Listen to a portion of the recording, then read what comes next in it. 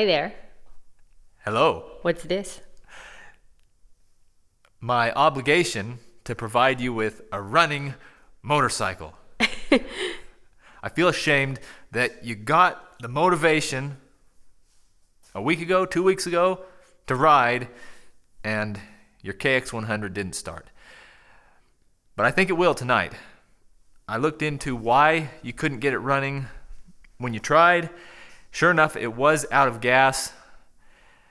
So I put some fuel in it, but just to be sure that you will be able to get it started tonight in front of whoever might be watching, I opened up the carburetor and cleaned that because I just can't help myself. And it had been probably a year since this was started.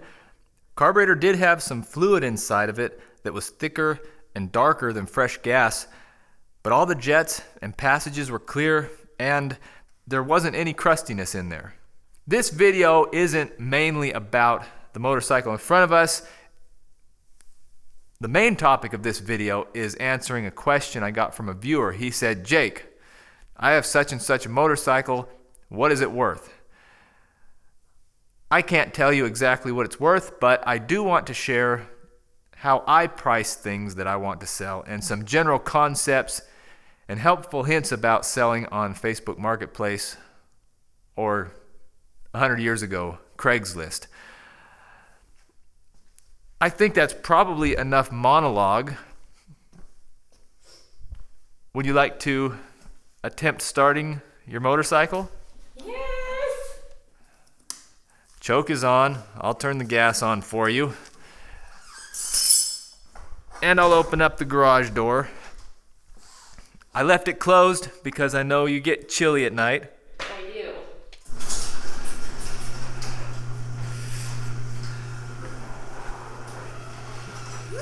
Whenever you're ready.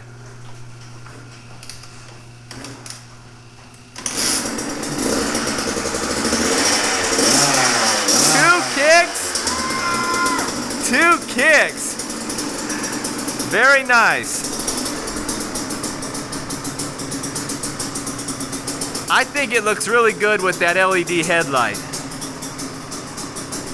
Let me adjust the camera right now, just so you guys can see my handiwork here.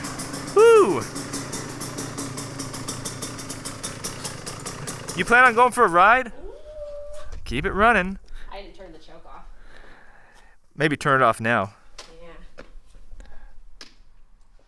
You going for a rip? A late night rip? I better not. Little gas. There you go. Feeling adventurous, I can tell. Maybe just up and down the driveway? Nah. Oil's a little bit thick still. Make sure you're giving it gas when you put it in gear.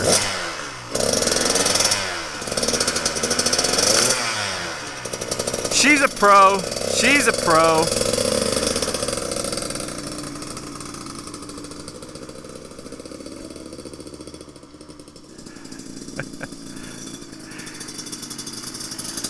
I didn't hear you getting up on the pipe.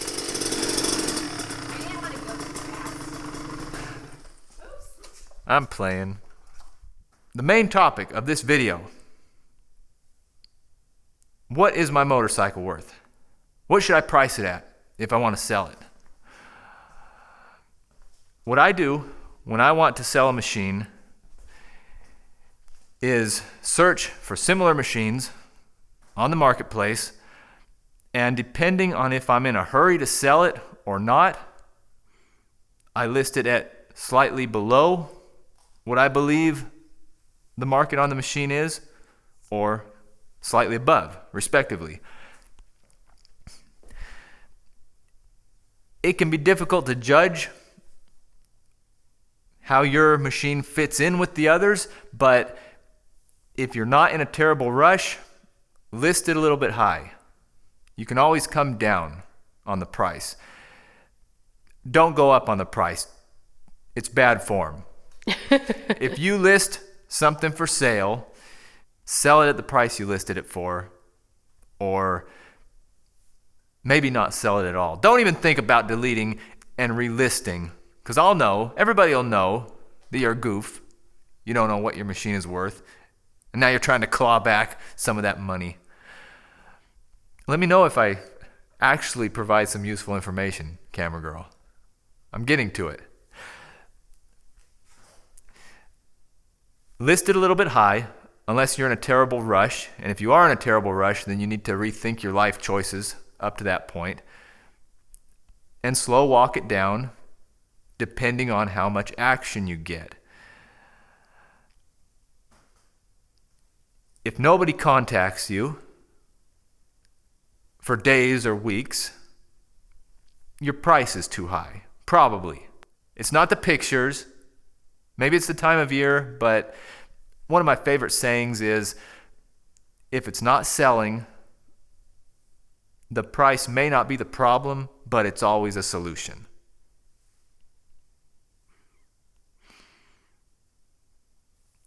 There's a inverse correlation between price and how quickly you can sell it. Positive correlation between price and how long it takes for a fella to sell something.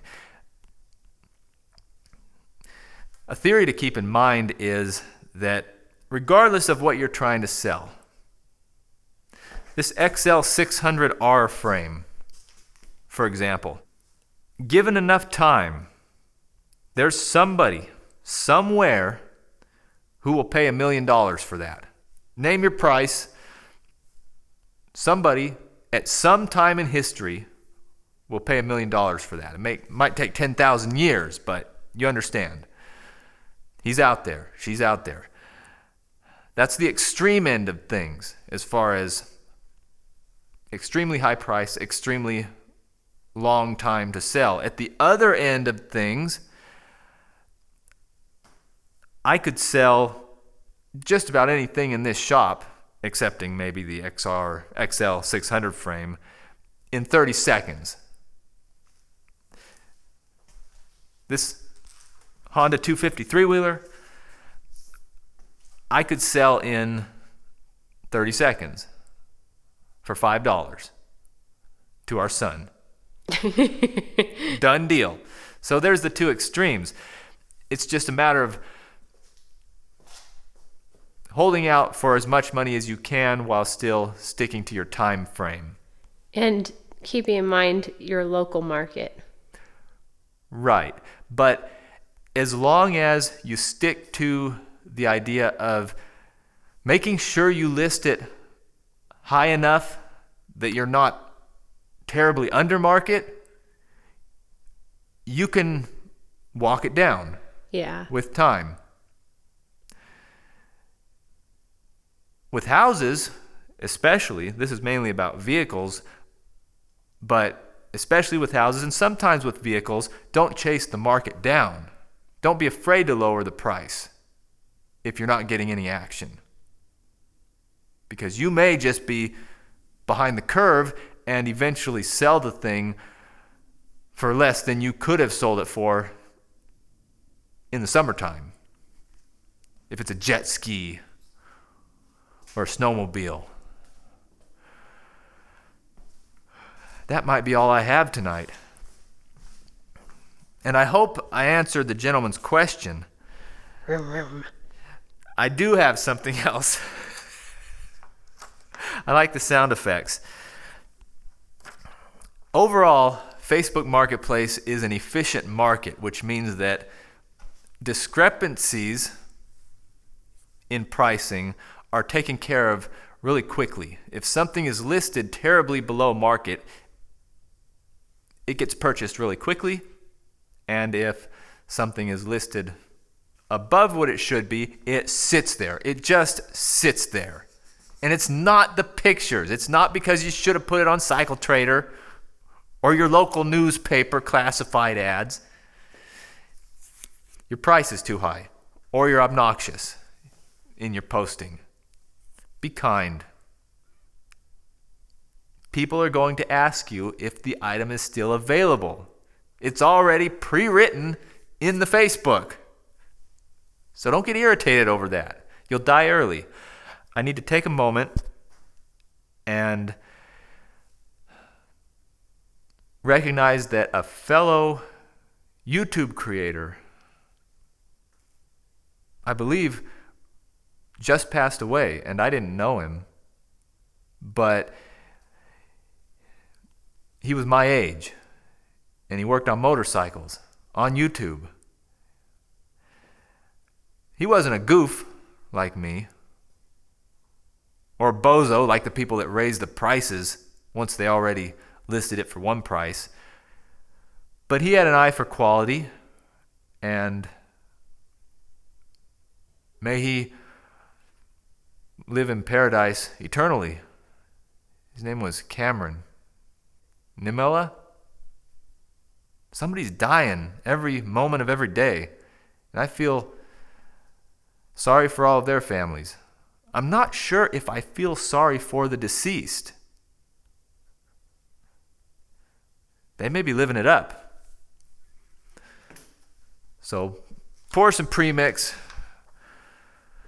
for Cameron.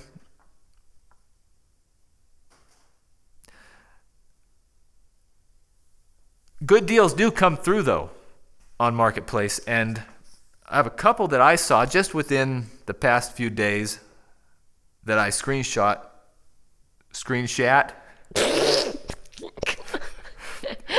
for this video. 1992 Corvette, $700. That's the LT1 engine. Just a few parts off that Corvette are worth $700. That sold within a few hours. And what's funny is the next day I saw it relisted by whoever bought it for $2,000. I don't know if they got their $2,000 for it, but somebody was out there hustling. $700 for a 92 Corvette. Can't beat that, even if it is covered in leaves. 1982 Honda CB125. Clean little bike. Titled, registered, not running, but that's not a big deal. $500. That sold right away. Did you try to get that? I did. That would have been just perfect for you. Would have rounded out the collection. Well, not completely. The collection will never be rounded out. The last one isn't a super deal. It's a 2003 KLX 300 for $200. A guy could buy that and maybe fix it up, or worst case scenario, sell the parts. That's about all I've got for you. I didn't mean to digress into the mortality discussion, but that thought came to me.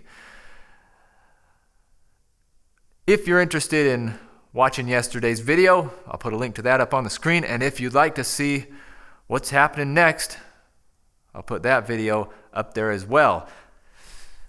Thanks for running. Thanks for being wonderful and beautiful. And thanks for watching. I'm very pleased about this.